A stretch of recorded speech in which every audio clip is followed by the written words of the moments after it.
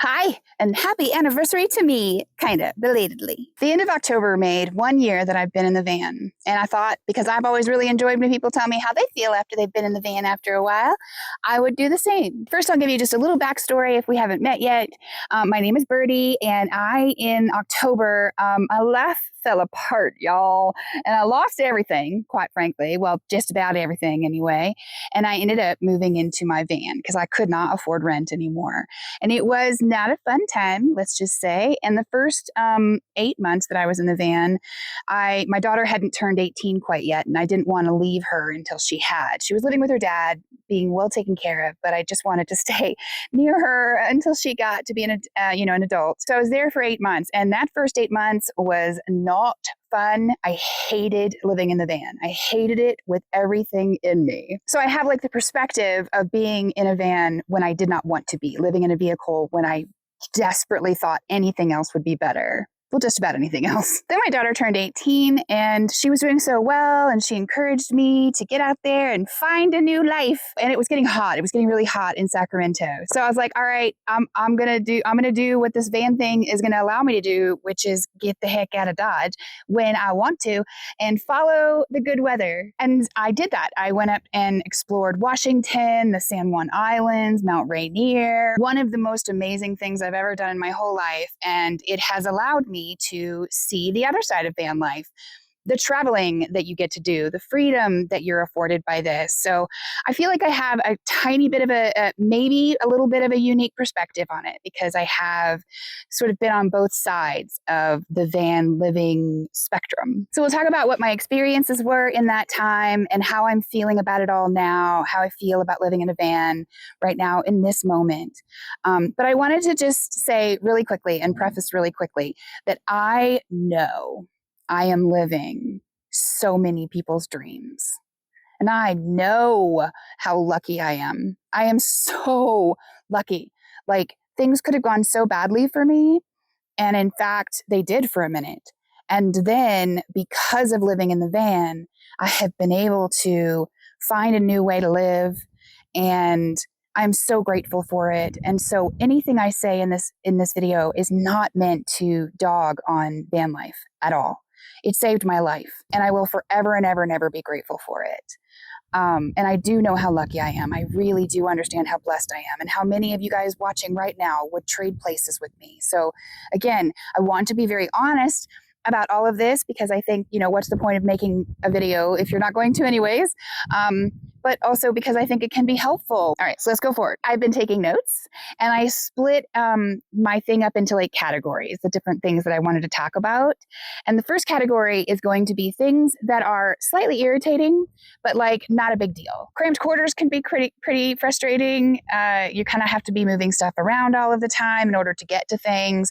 You obviously have to get rid of, everything almost that you own. So cramped quarters can be irritating, but it's really not something that has been something that I've found like a constant nuisance to me. Having to use the restroom in the van, a big old pain in the butt, but more just an irritating pain in the butt than like a super painful pain in the butt. An irritating in the butt, I guess. Now, on to the next category, which is like more irritating, kind of something that I really hate dealing with, but I still feel like it's worth it. I have a constant anxiety that somebody's going to knock on the door. Now, to be fair, I had that same constant anxiety when I lived in an apartment as well. I get really nervous when I have to interact with humans without any sort of prior notice. Like, I have to mentally prepare in order to do that. I'm also very scared always that it's going to be somebody that's going to like make me move or want to come and see inside my stuff. I have had the cops called on me before. So like, I'm always a little bit worried about that. And when I'm using the restroom, that anxiety is on like level 200, because like the idea that I could be in the middle of using the restroom in my van, I got all my stuff covered up so they don't see me, but I'm doing it. I know I'm doing it. And then they knock. Y'all, I don't like it. I don't like it. That's more irritating. Climate control is an actual issue. It is one of the things that makes being in the van. Now, you can offset that by just sort of trying to be in places that have decent weather. but there's really no place where it's just decent constantly. I mean, I guess maybe the San Juan Islands in the summer, but so often it's just a little too cold for comfort or a little too hot for comfort. And there's really not a great way to control your climate in the van.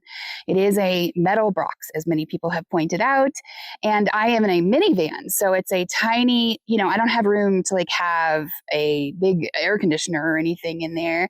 I've actually had like 2 or 3 different people try and get me to do a review on air conditioning and air conditioners, and I'm like, I have no place to put it. It's simply not an option. In the winter, it is a little easier to manage, except for first thing in the morning, because even in the desert, it's cold in the morning, and having to get up first thing in the morning and take the covers off, and of course I have to pee as soon as I wake up, so like immediately I'm having to, and it's cold. Yeah, that's very frustrating. But again, something that I can tolerate because it's worth it because of the other stuff I get out of it. The lack of privacy can be very frustrating. People do not respect the inside of a van the same way that they do the inside of a home. They will just look right in and try and see what you're doing and ask you questions. And you can like close everything up, but then you're probably hot. I don't like that. I don't like that. Electricity is a thing you're going to have to deal with. I did have a solar panel on the roof of my van for like a minute, and then it broke and I had to return it. So I'm back to using portable panels. And portable panels are a pain. They're just a pain. You have to be babysitting them in order to use them, or someone's going to steal them. So you're tied to your system. So the electricity thing, I would say, is just a minor irritant. If you can get something permanent on your roof that can be charging all of the time, just a minor irritant. If you're going to be just using portable solar panels, that goes into the pretty freaking irritating situation category. If you can get some permanent panels on your roof, it is so worth it. That 1 week that I had it, it was like joy-filled days. Something that won't make a gal happy is the fact that you don't get to control who comes and parks, sometimes very close to you, sometimes for absolutely no reason at all. No discernible understanding at all. Like there's so many spots open. You drove in, you saw all the spots that were open. You found your cute little spot. You went in, it's enough for you. And then suddenly you have somebody come and just decide they're going to park right next to you or very close to you. I've had people come and park literally right next to me and set up. Like, I think sometimes they're really doing it because they want to kick me out of a good spot. I think that's what it is. I think a lot of times people are like, I like that spot. I'm going to go make them real uncomfortable because they can't tell me I can't park there. I'm going to go make them real uncomfortable so that they move. And I move. Like, I'm not interested in having any sort of arguments about it. I usually will just leave. It's a strange situation and not one of my favorite parts about van life. Cops are also not one of my favorite parts of van life. I have had the cops called on me 2 times, I think just 2 times by now, just for being in a parking lot, just in the middle of the day, not staying overnight, not camping, not leaving trash anywhere, just being in a parking lot and looking homeless because they could look in and see that my bed was there and stuff, So they just know I'm homeless and they assume I am, or, they think I'm homeless. And we're going to talk a little bit about the homeless situation in a minute because that's pretty relevant to this conversation and how you feel about all of that. But I am technically homeless and people consider me homeless. The government considers me homeless. Cops consider me homeless. So they see the bed in the back of the van. They say she's homeless. Oh my gosh, let's call the cops because what if she's doing something nefarious? And that is just not a fun experience to have the cops roll up on you. Obviously, I'm not actually doing anything illegal, so I'm not getting in trouble or anything, but you have to still go through that whole like anxiety riddled interaction. And that I have had happen twice now in the year that I've been doing this. So it's not something that happens a lot, but 2 times in a year, that's more than I've had the cops called on me in the rest of my whole life combined. So it is something to be aware of as a potential problem that can be very, very frustrating, but something, again, I would tolerate for the freedom that the van gives me. Those are things that are very irritating, but I think they're worth it for the things I love about van life, which are, of course, number 1, the affordability. I would have been on the street without my van. I mean it when I say I lost almost every single thing because I couldn't work And so I couldn't make money. I tried to get help from the government. I really did. I actually tried really hard to get help from the government, but like it just wasn't happening. And there was a 3 to 5 year wait list for any sort of, rental help or anything like that. So I would have been on the street without the van. And I have been able to survive in this life for yet another year, even after that moment, because of the van, because it is so affordable to live in the van. I make somewhere around $800 a month.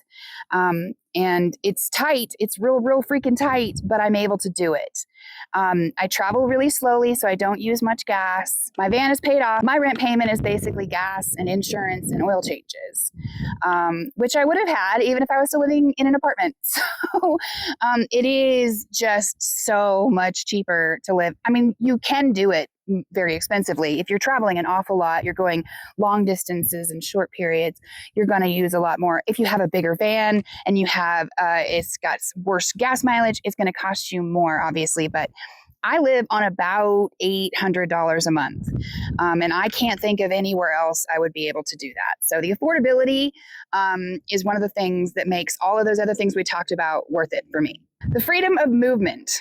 Being able to just go where you want, when you want. I mean, for me, I have to make gas, the gas sort of dictates a little bit, but I like to move slow anyway. I don't like to do big, long drives in a day. So that works out for me. And the freedom of movement means that when some jerk does come and just park right next to you, even though there's 58 spots right around, there's plenty of room, you can just get in your van and go.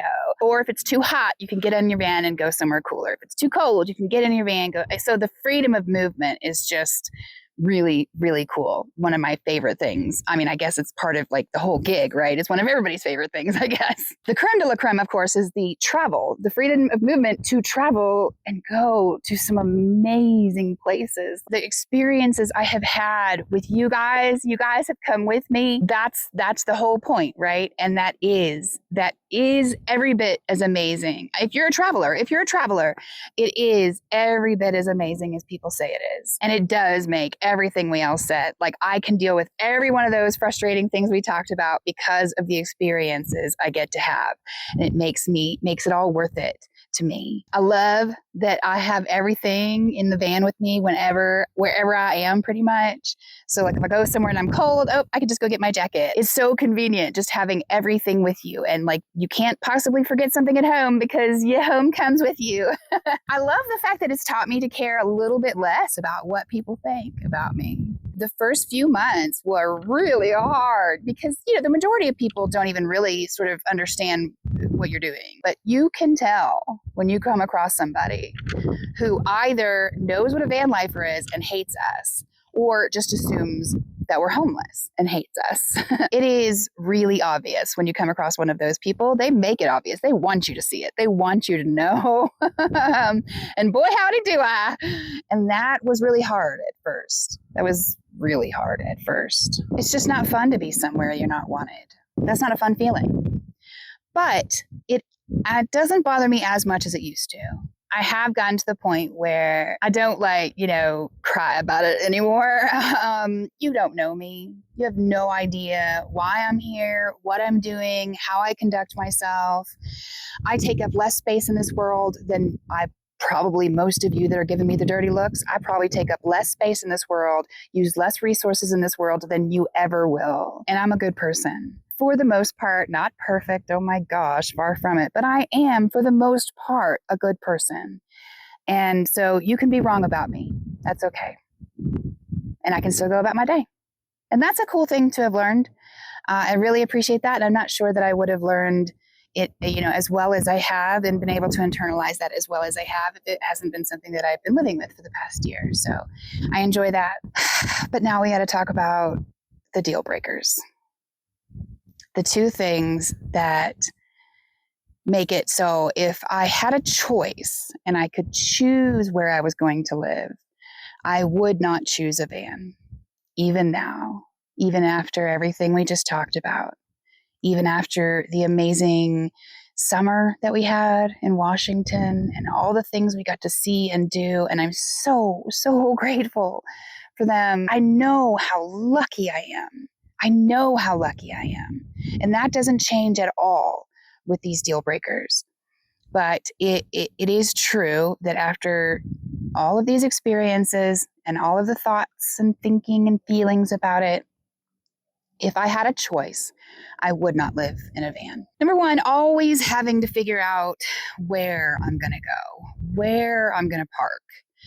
You can't, even in national forests and stuff, you can't stay for more than 14 days. And then if you're in the city, you have to move a few times a day because you will get in trouble if you're in a place for too long. And I have serious problems with getting decision paralysis, and it can take me ages to make a decision. Large chunks, portions of the day to figure out, okay, where am I going to park tonight? Where am I going to go for this weekend? Just because I am the kind of person that takes forever and ever and ever to decide anything, what to have for dinner, anything. So having that decision, something I have to constantly think about, I really, really don't like it. For me, that is a big enough problem that if I could choose not to be doing this, I probably would. Except that if that was the only thing on this deal breaker list, I would still deal with that in order to have all of the pros that come along with being in a van. This last deal breaker, though, is like the actual deal breaker for me. I don't see any way around it for me, and it is a very, very personal thing. So it is probably not something a lot of people are going to deal with. And it is the fact that all of the time, I just want to go home. I'm just always waiting to go home. And I know that that is just in my mind because I do have a home. But try as I might, a year into it, my van doesn't feel like home. It feels like shelter. It feels like I'm in a motel, which is great for a minute. But you guys know how when you've been on an amazing vacation and it was everything you wanted and it was what you looked for forever and you were so grateful to have it. And then there comes a time when it's time to go home. And you're excited. You're ready to go home. And then that moment when you walk in home and you're home and that feeling you get when you're home. No matter how much I try to talk to myself about how wonderful all of this is and how grateful I am and how lucky I am, because I do recognize that it is my home. It just doesn't feel like it. Home is a very personal thing. And what feels like home for somebody is not going to feel like home for somebody else. And there's really not a whole lot you can do about that. Part of it is, so my home technically is my van, but my van doesn't have a home, which lends itself to me feeling like I don't have a home. I think part of that is because this is something we hadn't talked about before, but I actually did a fair amount of traveling around the U.S. in my 20s, but I did it in a very different way. I had a big old travel trailer that I pulled, an RV, and so it was very luxurious. And I stayed in RV parks and instead of doing sort of boondocking stuff.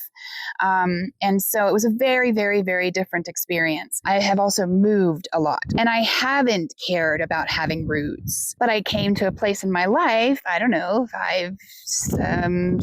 however many years ago, where I was ready. I was ready to find my place where I was going to settle, put roots down and, grow old there. And that was my space and I was just going to be there. And I was so ready for that. I'm pretty sure that if I hadn't done all that traveling when I was younger, I would love the fact that I was traveling. But I kind of did things backwards. But I don't think that's something that a lot of people would deal with. I think that if you are in your traveling phase of life, I don't think you're going to feel that. So ultimately, I just think this sort of idea that we can say van life is good or van life is bad is completely nonsensical to me, because van life is very much dependent on you and how you do it and what you want out of life. And it can be, I've seen both sides of it. It can be cold and uncomfortable and isolating and all of that horrible stuff that people say about it. And it can be the most amazing, freeing, exciting, wonder-filled thing you will ever do in your entire life. And you will get to see things that you never thought you'd be able to see. And it can be a beautiful way of life. It just depends on what you want and how you live it. And for me, after a year, I can see both sides of it. And I don't have a choice. I have to stay in the van because I don't have any money not to. And that's okay. I'm not complaining about that because, like, my gosh, how much worse could it be? And look at all this cool shit I'm getting to do because I have to live in a van, right? Like, I get how stupid and sort of selfish it sounds for me to say I have to live in a van.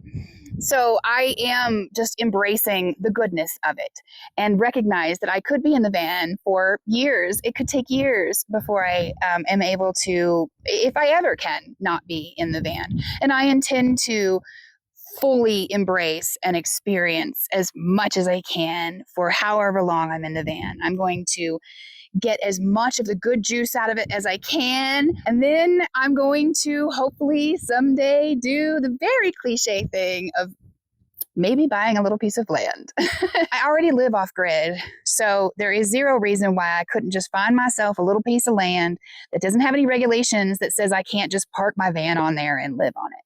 Just off grid, just like that. And slowly, maybe even, I've always wanted to learn how to build things. You see them people building on all little houses all by themselves. Like, who says I can't do that? Or at least, like, saving up and getting one of those sheds and turning it into like a shed conversion or something. Building shit. Like, I would love to build shit. But either way, it would be a home. And I could take years to build it up. And that is so exciting to me, the idea of doing that. Building a little chicken coop, a garden. Yes, please. And I think I can. I mean, I feel like you can learn how to do just about anything on the YouTubes. And y'all can follow me and we can build up a little teeny tiny homestead together. That'd be fun too, right? I don't know. Wouldn't it? I think it would. But in the meantime, we embrace the life. We are outside of Sedona, Arizona, well, about 30 minutes outside of Sedona, Arizona. Going to be here for a couple of days, and then it's going to get too cold and we're going to escape. But Sedona is a place I've wanted to go forever. So big old point for van life right there. There is my thoughts on van life 1 year in. And while I very much look forward to the day when I have a home that feels like home for me, I also intend to gobble up this adventure for as long as it lasts. So thank you for being with me while we do that and for watching this video. I really appreciate you being here. I love you. Bye. Run a few miles down a desert road. Stare too long at a cheap wood rose. It's fixing something that's been broke.